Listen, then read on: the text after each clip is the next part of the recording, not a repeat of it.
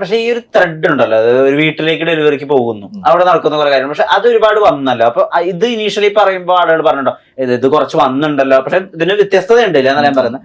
അത് മാറ്റി പിടിക്കണം അങ്ങനെ പറഞ്ഞവരുണ്ടോ? ഞാൻ ഇത് രണ്ടുമൂന്ന് രീതിയിൽ ചിന്തിച്ച ഒരു പരിപാടിയാണ്. വേറൊരു പരിപാടിയിൽ, പക്ഷെ അത് നമുക്ക് എത്രത്തോളം പ്രാവർത്തികമാവും എന്നുള്ളൊരു പേടിയുണ്ടായിരുന്നു.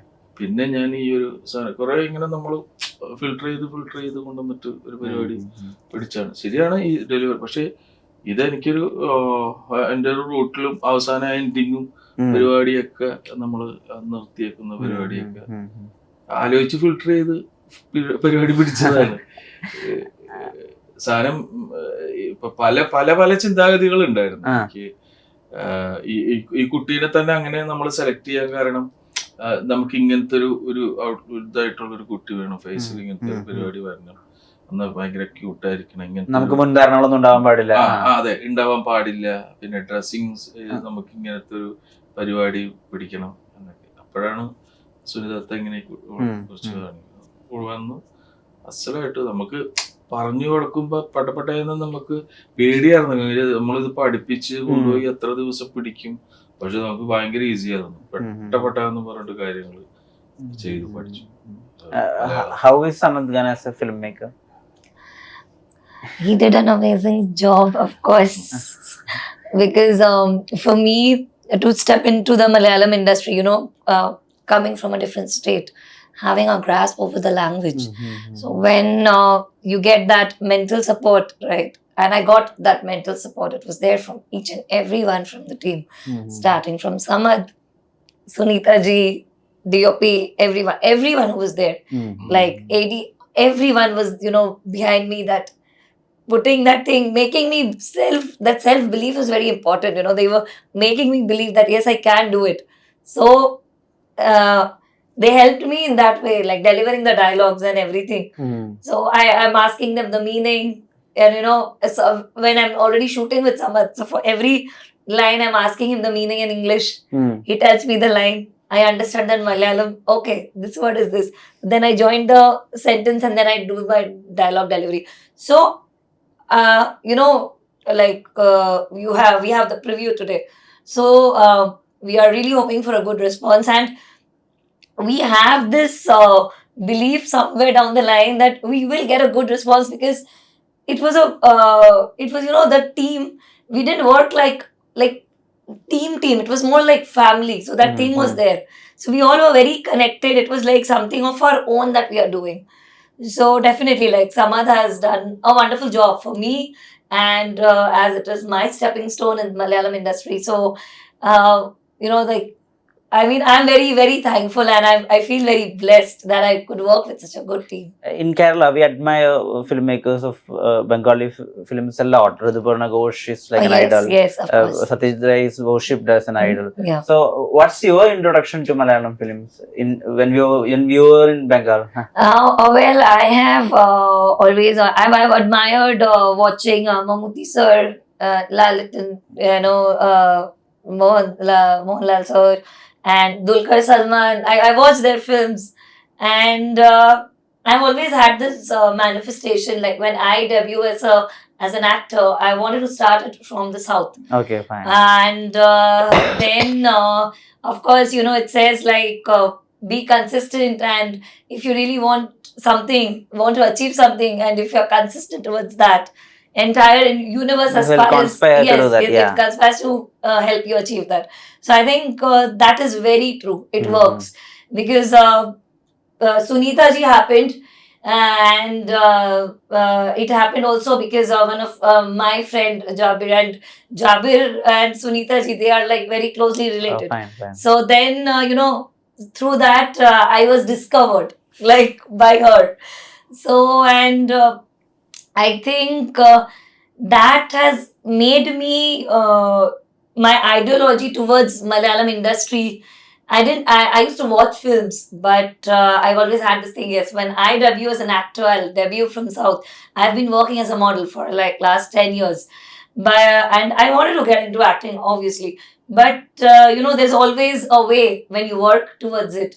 So I think she had been that way for me, and now I really hope that I can deliver my best.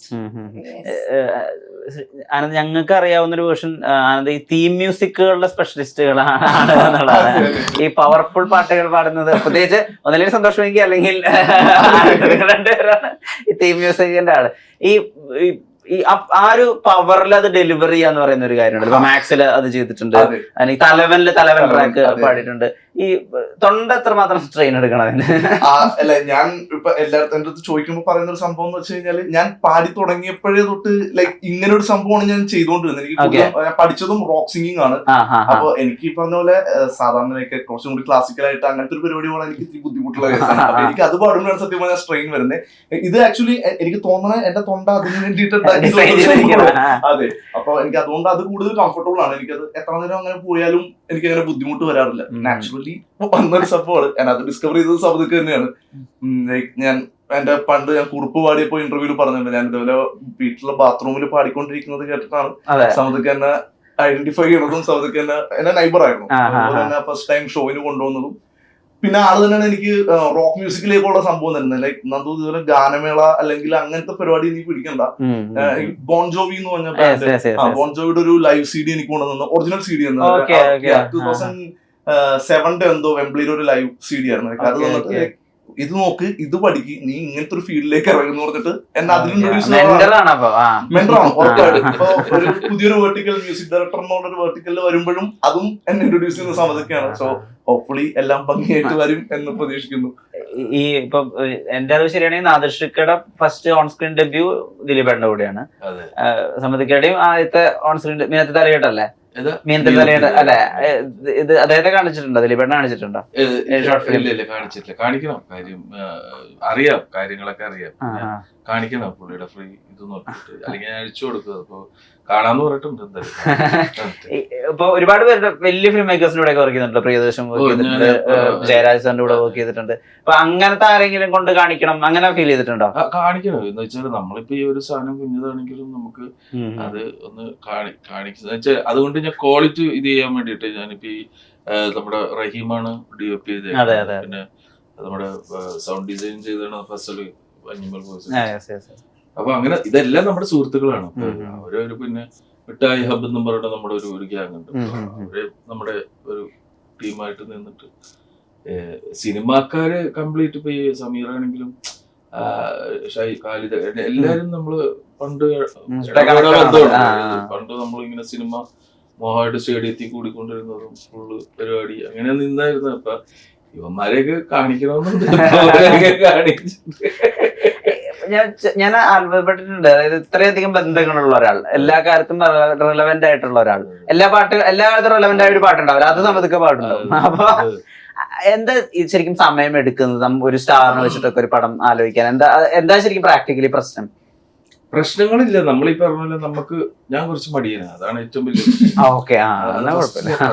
മടിയെന്ന് പറഞ്ഞാൽ അങ്ങനെയല്ല. എല്ലാം ചെയ്യണം അല്ലെങ്കിൽ എല്ലാത്തിനും വേണ്ടിയിട്ട് ഞാൻ എന്റെ പരിപാടി ഒരു സിനിമ ആണെങ്കിൽ തന്നെ ഞാൻ അതിന്റെ കഥപരിപാടി അതിനേക്കാളും ഏറ്റവും അതിന്റെ ഷോട്ട് എങ്ങനെയാണ്, അതിന്റെ പരിപാടി എങ്ങനെയാണ്, അതിന്റെ ഫുൾ കാര്യങ്ങൾ നീക്കിയിട്ട് പിന്നെ ഞാൻ സംസാരിക്കുന്നത്. അപ്പൊ എന്റെ ഏറ്റവും കൂടുതൽ ഞാൻ ടോക്ക് ചെയ്യുന്നത് തന്നെ എപ്പോഴും വിളിച്ച് സംസാരിക്കുന്നതെന്ന് സെലിം കുമാറായിട്ട്, സിദ്ദീഖിക്ക, ഇവര്. അപ്പൊ ഞാൻ എടുക്കാൻ അവരോട് ചോദിക്കുക, നമ്മള് തമ്മില് എല്ലാ ദിവസവും സെലിമേട്ട പറയും, എടാ വലിയ ലെജൻസ് ഒക്കെ നിന്ന് എന്തെങ്കിലുമൊക്കെ പൊട്ടത്തരം കിട്ടാൻ വേണ്ടിട്ടാണ്. കാര്യം നമുക്ക് ഇത് എല്ലാത്തിനും സമയം ഉണ്ടല്ലോ. കാര്യം എനിക്ക് ഇതിലോട്ട് വരണം, ഇതിനു വേണ്ടിയിട്ട് ശ്രമിക്കുന്നുണ്ട്, നല്ല രീതിയിൽ ശ്രമിക്കുന്നുണ്ട്, പരിപാടി പിടിക്കുന്നുണ്ട്. അതിനു വേണ്ടിയിട്ട് നമ്മളെപ്പോഴും ഓരോരുത്തരെ കാര്യങ്ങളൊക്കെ ചോദിക്കുന്നുണ്ട്. വരും സമയത്ത് വരണം. അതിനുള്ള ഒരു ഇനിയൊരു നല്ലൊരു പരിപാടി ഉണ്ട്. കാണിച്ചിരുന്നു, കുറച്ച് കാണിച്ചു, ഫുൾ കാണിച്ചിട്ടില്ല. ഇന്ന് കാണും പുള്ളി, കണ്ടിട്ട് അഭിപ്രായം പറയായിരിക്കും, അറിയില്ല. ഇപ്പൊ ഇത്രയധികം ഇൻഫ്ലുവൻഷ്യൽ ആയിട്ടുള്ള ഒരാളാണല്ലോ. അപ്പൊ ഇത് ഞാൻ സമ്മതത്തില് ഭാവിയിൽ ഒരു വലിയൊരു ഡയറക്ടറൊക്കെ ആവുകയാണെങ്കിൽ അതിന്റെ ആദ്യത്തെ ചവിട്ടുപടി ഞാനാ ചെയ്തിരുന്നത്, അങ്ങനെ ഒരു ചാരിതാർത്ഥ്യം കിട്ടും അങ്ങനെ വിചാരിച്ചിട്ടുണ്ടോ? ഇല്ല, ഒരിക്കലും ഇല്ല. അങ്ങനെ ചിന്തിച്ചിട്ട് പോലും ഇല്ല. ഇപ്പൊ പറഞ്ഞപ്പോഴാണ് അങ്ങനെ മനസ്സിലായത്. അങ്ങനെ നമ്മൾക്ക് ഈ ഷോർട്ട് ഫിലിമിൽ നിന്ന് പറയാലോ, ഇപ്പൊ അതിനകത്തുനിന്ന് റിട്ടേൺസ് ഒന്നും റവന്യൂ റിട്ടേൺസ് ഒന്നുമില്ല. അപ്പൊ നമ്മൾ എന്തെങ്കിലും ആവണം എന്നുള്ളൊരു ഇത് വെച്ചിട്ടാണ് എന്ത് പറഞ്ഞാലും ഞങ്ങളുടെ ഭാഷയിൽ പറയാറുണ്ട് കഴിവുള്ളവൻ ഹജ്ജ് ചെയ്യട്ടെ എന്ന്. അതേപോലെ കഴിവുള്ളവർ വരട്ടെ. ചെയ്തോളാം, ഇത് അത് അതിന്നെ വേണം, അത് ചെയ്തു അതൊന്നും ഒരു ഇതില്ല. അതുകൊണ്ട് നമുക്ക് ഇത്തിരി ക്വാളിറ്റി ബേസിൽ പരിപാടി നീക്കാൻ പറ്റി എന്നുള്ളതാണ്. കുട്ടീനെ അവിടെ നിന്ന് കൊണ്ടുവന്ന് നമ്മളിവിടെ ഇത്രയും ദിവസം നിർത്തി 4 പ്രാവശ്യമാണ് അവള് വന്നത് ഈ ഒരു സാധനത്തിന് വേണ്ടിയിട്ട്. ഇവിടെ ഒരു മലയാള സിനിമയിൽ ഒരു നല്ലൊരു പരിപാടി ചെയ്യണമെന്നുള്ളൊരു ആഗ്രഹം കൊണ്ട് വരിക എന്ന് പറയുന്നത് നമ്മുടെ ഫിലിം ഫ്രട്ടേണിറ്റിയോട് കാണിക്കുന്ന ഒരു ബഹുമാനം. സിനിമ ഞാൻ കണ്ടതാണ് ഇതിന്റെ പ്രിവ്യൂ. അപ്പോ ഐ മീൻ ഇതിന്റെ ഇന്റർവ്യൂ എടുക്കുന്നതിന്റെ ഭാഗമായിട്ട് ഞാൻ കണ്ടതാണ്. എനിക്ക് ഭയങ്കരമായിട്ട് വർക്കായി. കാരണം ഞാൻ എന്താ പറയാ, നമ്മളിതിൽ പോകുന്ന പോക്കിൽ പ്രതീക്ഷിക്കാത്ത കുറെ കാര്യങ്ങൾ ഉണ്ടല്ലോ, അതെനിക്ക് ഇഷ്ടമായി. എസ്പെഷ്യലി ഇതിലെ വീടിന്റെ ഡിസൈനുമായി ബന്ധപ്പെട്ട ഒരു ഏരിയ എനിക്ക് ഭയങ്കരമായിട്ട് അത് ഭയങ്കരമായിട്ട് ഇഷ്ടമായിരിക്കും. അതെ, ആർട്ട് പരിപാടി. ഞാൻ പറഞ്ഞില്ലേ, ഞാൻ കണ്ടുകൊണ്ടിരുന്ന കുറച്ച് ഷോർട്ട് ഫിലിംസ് ഉണ്ട്, റോയൽ സ്റ്റാർ ഷോർട്ട് ഫിലിംസ്. അതിനുള്ള ഒരു ക്വാളിറ്റി ഉണ്ട്. അപ്പൊ അതും ഇതിലെനിക്ക് ഫീൽ ചെയ്തു. അപ്പൊ അത് ഡെഫിനറ്റ് ആളുകളും മനസ്സിലാവട്ടെ, ഫിലിം മേക്കേഴ്സും ആക്ടേഴ്സും ആയിട്ടും ഈ ടാലന്റ് റെസൊണേറ്റ് ആവണം. വലിയ എല്ലാ പരിപാടിയും കാണുന്ന ഒരാളാണ്. അപ്പൊ ഇങ്ങനെയുള്ള ഒരു പരിപാടി കാണുമ്പോൾ അതിന്റെ അളക്കാനായിട്ട്. അതെ അതെ, പ്രിസൈസ്ലി പറയുകയാണെങ്കിൽ അല്ല, ആ പേര് പറഞ്ഞ ആളുകൾക്ക് മനസ്സിലാവും. അതായത് പറഞ്ഞ ആളുകൾക്ക് സ്പോയിലർ അടിച്ചു. അതുകൊണ്ട് ഡെഫിനറ്റ്ലി ഇത് ആളുകൾക്ക് മനസ്സിലായി. ഇപ്പൊ ലിജി ജോസ് പെല്ലിശ്ശേരിയൊക്കെ ഒരു 3 എന്ന് പറഞ്ഞൊരു ഷോർട്ട് ഫിലിം എടുത്തിട്ടാണ് ഇന്ദ്രജിത്തിനെയും പൃഥ്വിരാജിനെയൊക്കെ കൺവിൻസ് ചെയ്തതെന്ന് ഞാൻ കേട്ടിട്ടുണ്ട്. അതുപോലെ ഇത് ആളുകൾക്ക് കൺവിൻസ് ചെയ്യാനുള്ള ഒരു, ഞാൻ പറഞ്ഞില്ല, ടിക്കറ്റ് ആവട്ടെ. 4 പേരുടെ നേരത്തിന് ഒരുപാട് നന്ദി. ഇനിയും മുന്നോട്ട് പോവുക. നേരത്തിന് നന്ദി. നമസ്കാരം. നമസ്കാരം.